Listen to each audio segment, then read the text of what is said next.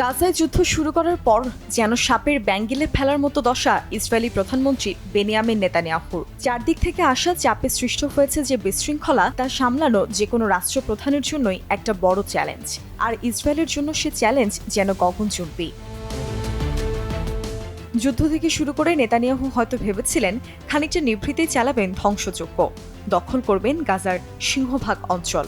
এতে করে লাভবান তো হবেনই, পাশাপাশি রক্ষা করবেন নিজের মসনদও। কারণ জোটভুক্ত হয়ে সে যে ঝুলন্ত সরকার তিনি গঠন করেছিলেন, যুদ্ধের আগ থেকেই তাতে বাজছিল ভাঙনের সুর। তাই যুদ্ধকালীন মন্ত্রিসভা জারি করে হয়তো চেয়েছিলেন কিছুদিন আড়ালে থাকবে পার্লামেন্টের ভোটাভুটি।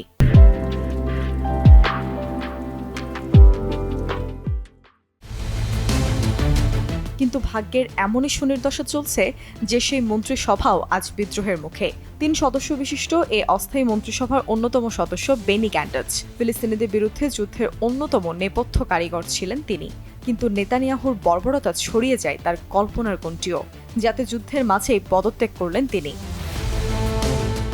তবে শুধু পদত্যাগই নয়, যাবার আগে ধসিয়ে দিয়ে গেলেন নেতানিয়াহুকে। প্রথমত শুধু নিজে পদত্যাগ করেননি, বরং তার দল ন্যাশনাল ইউনিটি পার্টির সব সদস্যের সমর্থনেও সাথে নিয়ে গেছেন গান্তিস। ফলে পার্লামেন্টে বেশ কিছু আসন হাতছাড়া হয় নেতানিয়াহুর। অন্যদিকে বিদায়ী বক্তব্যে নেতানিয়াহুর মুখোশ খুলে দিয়ে যান তিনি। গ্যান্টজের মতে, নেতৃত্বে অদক্ষতার পরিচয় দিয়েছে নেতানিয়াহু। রোববার এক বক্তব্যে তিনি বলেন, প্রধানমন্ত্রীর কারণেই যুদ্ধে জয় পাবে না ইসরায়েল। সেই সাথে দ্রুত নির্বাচন দেওয়ার আহ্বানও জানান তিনি। নেতানিয়াহুকে ধুয়ে দিয়ে ক্ষান্ত হননি, উস্কে দিয়েছেন সরকার বিরোধী বিক্ষোভেও। এতদিন যে বিক্ষোভকারীদের ওপর দমন পীড়ন চালিয়েছে তার মন্ত্রিসভা, পদত্যাগের পর তাদের জন্য ঝরল সমবেদনার সুর।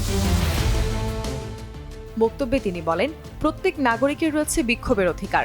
যতক্ষণ সেটি আইন মেনে করা হচ্ছে, ততক্ষণ সরকারের অধিকার নেই তা দমন করার। বিক্ষোভের অধিকার নিশ্চিত করার আহ্বানও জানান তিনি।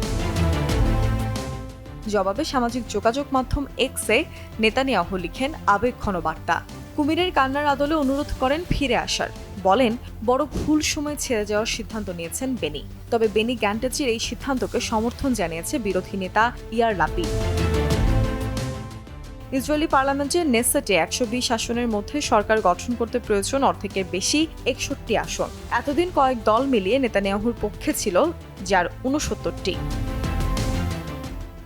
বেনি গ্যান্টজের পদত্যাগের পর আর মাত্র 64টি আসনে সংখ্যাগরিষ্ঠতা ধরে রেখেছেন তিনি। জোট থেকে মাত্র 3 সদস্যের পদত্যাগেই তাসের ঘরের মতো ভেঙে পড়তে পারেন তার কাঙ্ক্ষিত মসনদ। এদিকে বেনি গ্যান্টজের পদত্যাগের পর যুদ্ধকালীন মন্ত্রিসভার যোগ দিতে তোড়জোড় শুরু করেছেন কট্টরপন্থী নেতা ইতামার বেন গাভির।